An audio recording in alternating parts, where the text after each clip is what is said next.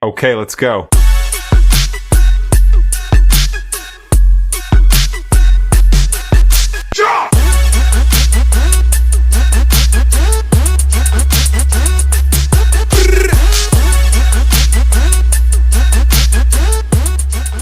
What's up, everyone?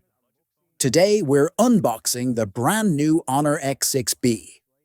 Now, I know what you're thinking. That name is a bit of a mouthful, but trust me, what this phone packs for its price is seriously impressive.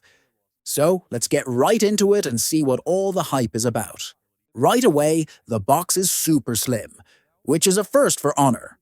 Inside, you get the usual suspects. The phone itself, a few booklets that, let's be honest, probably won't get read, and a USB cable. But here's the first catch: no charging brick in the box. Yeah, that's a bit of a bummer, but you'll have to grab one separately. Now, for the main event, the Honor X6b. Let's peel off this front film. Always so satisfying.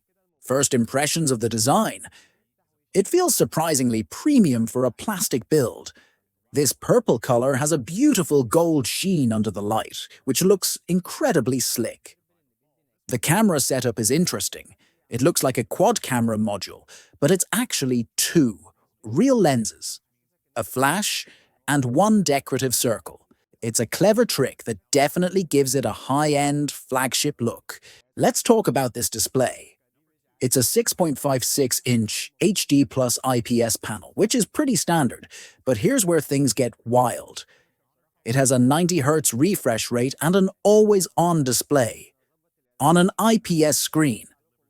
That's something you just don't see. You can even customize it with different styles, just like you would on a pricier AMOLED panel. It's a fantastic feature to have at this price point. Under the hood, this phone is powered by the Helio G85 chipset, paired with a generous 6GB of RAM and a massive 256GB of storage.